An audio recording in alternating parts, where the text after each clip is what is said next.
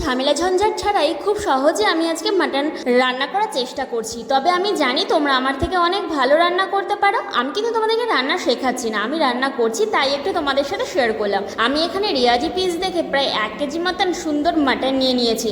আর আজকে আমি মাটনটা কিন্তু রান্না করব সাদা তেলে। তোমরা অনেকেই কিন্তু বলে থাকো যে সাদা তেলে রান্না করলে নাকি মাটনের টেস্ট ভালো হয় না। আমি বলছি যে সাদা তেল বা সর্ষের তেল কোনোটাতেই সেমন কিছু ফারাক আসলে পড়ে না, কিন্তু সর্ষের তেলে রান্না মাটনটা বেশি আমার ভালো লাগে। কিন্তু আজকে আমি সাদা তেলেই করেছি। দেখো এখানে নিয়ে নিয়েছি লঙ্কা, আদা, রসুন, সেটাকে পেস্ট করে দিয়ে দিলাম। আর এদিকে পেঁয়াজটা তেলের মধ্যে ভাজতে দিয়ে দিয়েছিলাম। পেঁয়াজটাও কিন্তু বেশ ব্রাউন কালার হয়ে গেছিল। আর খুব বেশি মাটনে তেল ব্যবহার করার প্রয়োজন পড়ে না, তার কারণ মাটনে অলরেডি চর্বি থাকে। এখানে আমি দিয়ে দিলাম অল্প জিরে গুঁড়ো। আর আমি মাটনে একটু জিরে গুঁড়ো ইউজ করি, কিন্তু সেটা কিন্তু আমি চিকেনে করি না। হলুদ দিয়ে দিলাম, মিট মশলা দিয়ে দিলাম। যখন আমার বাড়িতে সময় কম থাকে আমি ঠিক এভাবেই তাড়াহুড়ো করে মাটনটা রান্না করে নিই। আমি 1 কেজি মাংসতে পুরো 1 প্যাকেট মিট মশলা এখানে ব্যবহার করেছি। সাথে আমি ব্যবহার করব হচ্ছে লাল লঙ্কার গুঁড়ো। মাটনে কিন্তু ঝাল না হলে একদমই ভালো লাগে না। সাথে আমি একটু কাশ্মীরি রেড চিলিও ব্যবহার করব।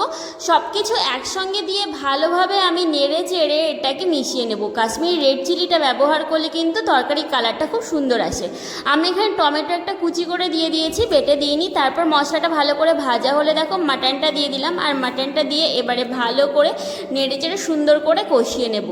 আমার কিন্তু মাটন কষাতে কষাতেই যে ফ্লেভারটা আমার মনে হয় খেয়ে নিই, কিন্তু মাটন তো সেদ্ধ হতে অনেক টাইম লাগে, তার জন্য সেটা খাওয়াও যায় না। চিকেন হলে কিন্তু আমি মাঝে মধ্যে কষাতে কষাতে 1-8 পিস খেয়ে ফেলি। আমার মতন কে কে আছে অবশ্যই কমেন্টস করে জানাবে। তারপর নাড়াচাড়া করে 2 মিনিটের মতন ঢেকে দিয়েছিলাম। সাথে চর্বিগুলোও দিয়ে দিয়েছিলাম। দেখতে পেলে চর্বিগুলো থেকে কিন্তু তেল বেরিয়ে আসবে। দেখো তেল কিন্তু অনেকটা বেরিয়ে এসেছে।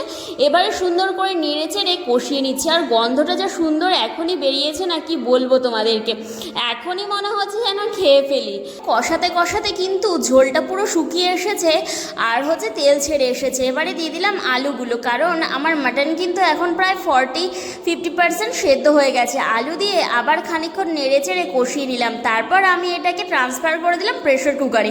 আর প্রেশার কুকারে এটাকে সেদ্ধ করলে টাইম একদমই কম লাগে, আর তার সাথে কিন্তু তাড়াতাড়ি হয়েও যায়। আমার এই প্রসেসটা সব থেকে ভালো লাগে। মাঝে মধ্যে তো আমি কখনো আগেও সেদ্ধ করে নিই, আর যখন সময় থাকে তখন আমি ডাইরেক্ট গোটাটাই কড়াইতে করার চেষ্টা করি। পর কড়াই ধুয়ে জলটা দিয়ে নুনটা চেক করে নিয়ে আমি 2টো সিটি দিয়ে নিলাম। আর তারপর দেখো গরম গরম একদম গরম মশলা ছড়িয়ে দিলাম আর 2 মিনিটের জন্য ঢেকে রাখলাম। আর তারপর কিন্তু আমার সুন্দর মাটন কারি একদম রেডি। আজকে কিন্তু একদম গ্রেভি হয়েছে।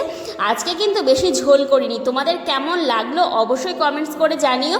তাহলে চলো আজকের মতন এখানে টাটা। সবাই ভালো থাকবে, সুস্থ থাকবে, হবে পরের ভিডিওতে।